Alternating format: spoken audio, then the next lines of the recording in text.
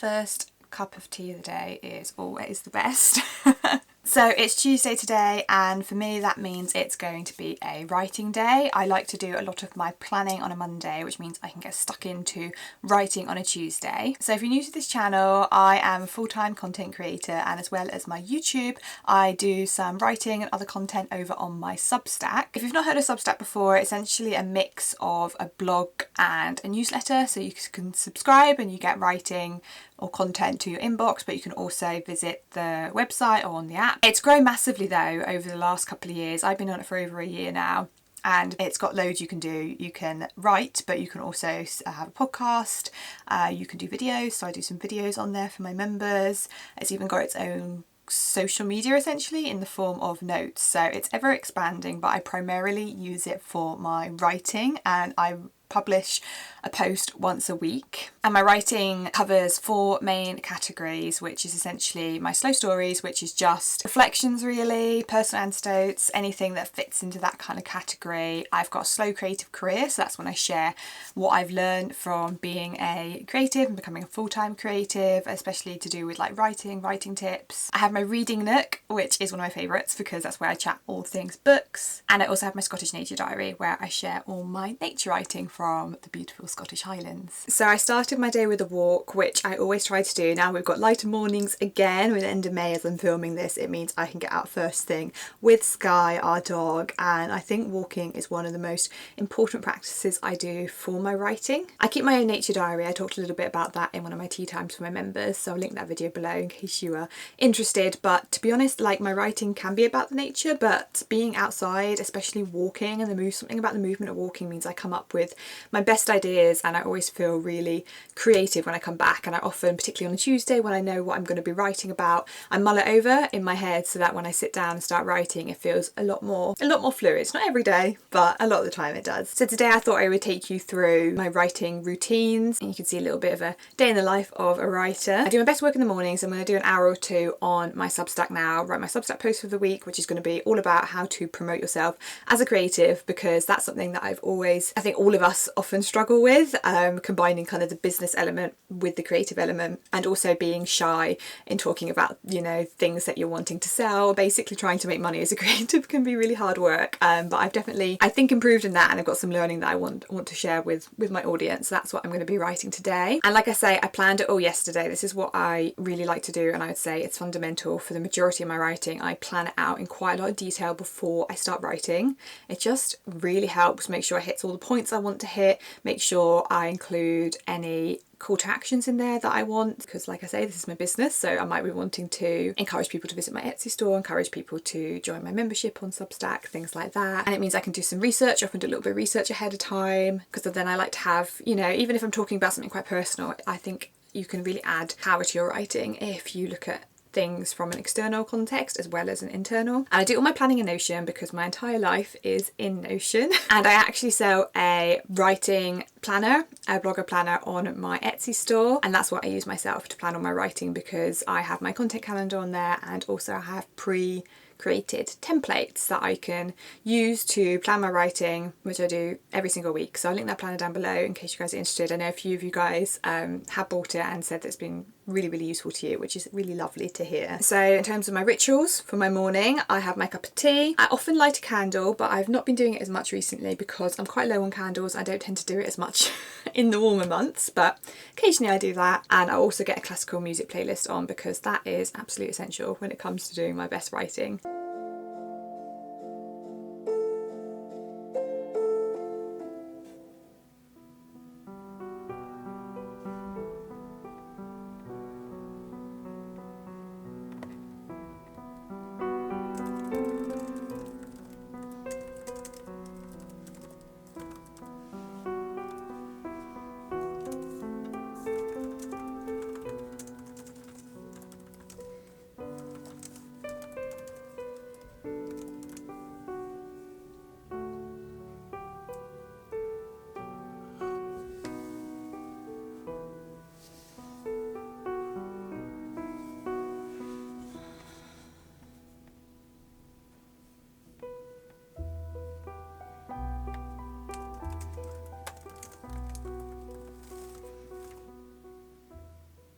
That's my first draft done, so I'm probably going to leave that there today and go back tomorrow to edit it and add in the photos. I like to give myself quite a lot of space between writing my first draft and editing.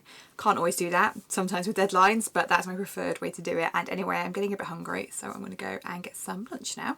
I had to share this Nourish bowl because it is rather spectacular. I've got some quinoa in here, I've got some salad bits, so I've got some grated carrots, some homegrown greens from the greenhouse. It's like a mixed lettuce and a normal lettuce.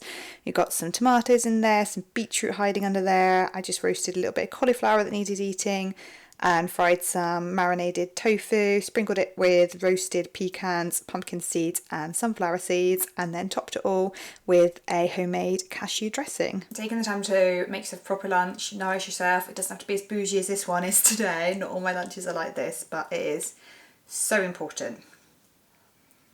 All the plant goodness.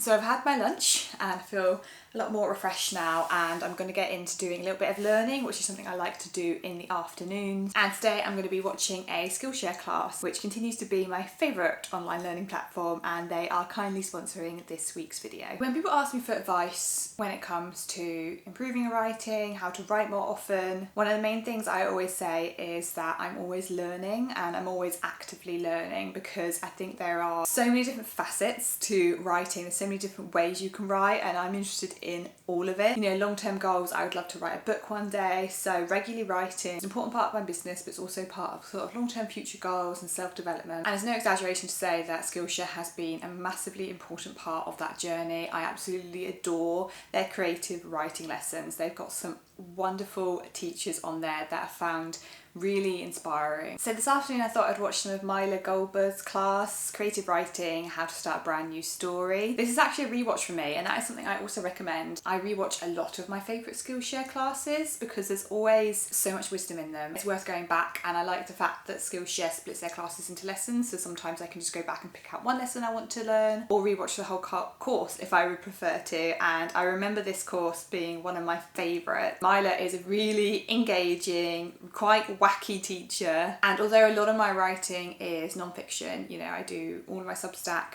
is non-fiction and nature writing is non-fiction, I read a lot of fiction. I love stories, so I do like to do some creative writing in that kind of genre just for fun, if nothing else. It's a hobby as well as work for me, and this class really helps you get started if you want to start writing your own stories. I recently wrote a Substack post actually about how to build a writing habit that actually sticks, and this post was actually informed by a class I watched on Skillshare by Simon Van Boy, The Writer's Toolkit, 6 Steps to a Successful Writing Habit. Again, I watched this for the first time over a year ago, maybe even 2 years ago, and I rewatched it again recently because there's some really good practical advice in there on how to write more regularly and how to prioritise your writing. I love that he says that if you don't take your writing seriously, no one else will. That's something that really resonated with me, and I'm sure it has with a lot of other writers. As well as writing, Skillshare has thousands of other classes specifically designed for creatives, from things like photography, videography, and one of my other favourite types of class on there, productivity. So if you would like to try Skillshare for yourself, then the first 500 people to click on the link in my description can get a 1 month free trial. So you can take your time and explore what Skillshare really has to offer. And now I've got my notebook at the ready. I love to do my creative writing by hand, just because it's a bit different. I spend a lot of my time writing on the laptop, and I'm going to get into watching a bit of this class. I get asked when I give readings is, where do you get your ideas? The answer I give people when they ask me, where do you get your ideas, is I have what I consider sort of this invisible satellite dish that's sort of just rotating around my head on top of it all the time. It can be a book I'm reading, but when that ping comes, I know to listen to it, and I know that there's something there I want to investigate deeper. Basically, to try to always see the world like a very small child or like a tourist.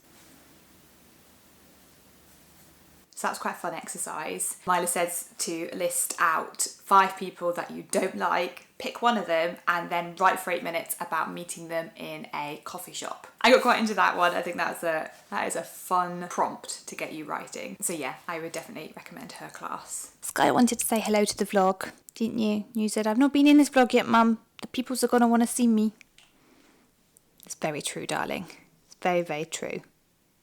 I genuinely think I only have subscribers because of Sky, which I'm not mad about.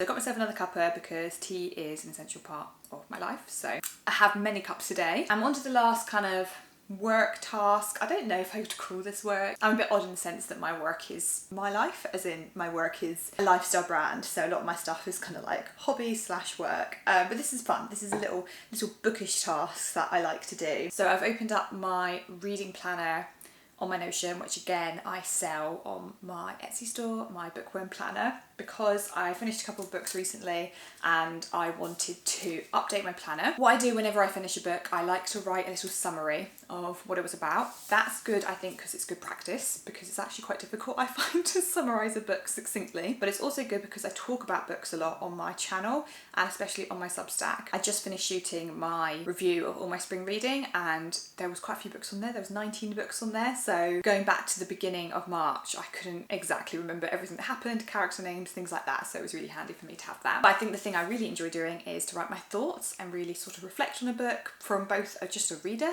person in the world, because even fiction, you know, has life lessons in there a lot of the time. I think people underestimate how much you can get and learn from fiction. But also as a writer, I like to talk about what I think worked, maybe something I would like to incorporate in my own writing. It's not extensive, each book's different. Sometimes it's just a couple of sentences, sometimes I feel like I want to write more. And then the third thing I do is I write up all these quotes. So I have these tabs, just got them from Amazon, I think, like you can get them anywhere, and I just use them to highlight any kind of sentence or words or sentences or paragraphs or whatever that resonate with me for whatever reason. And I think the practice of typing out in this sense, sometimes I write stuff by hand that really resonates with me because I feel like it sinks in more. Really feel like it stays in my head. I think, you know, as well as other stuff I've been talking about today, like walking is one of my main rituals, practices as a writer.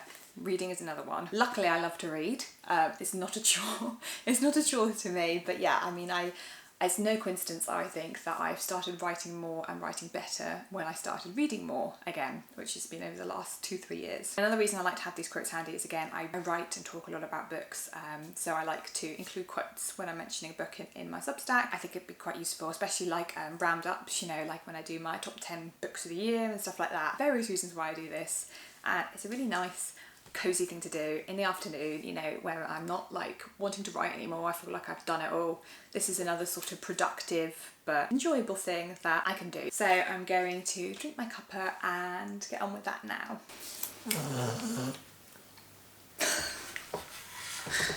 What was that noise?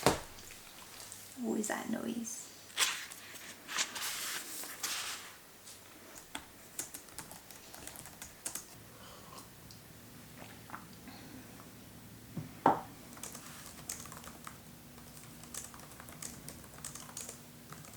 So I thought I'd share one of these quotes from you because it really cracks me up. It's from this one, The Keeper of Stories, which is a really good book. It's a really heartwarming story, but it's also quite funny. So she being Janice, who's the main character, she wants to ask if he's having an affair, but doesn't know how to say it without sounding hopeful.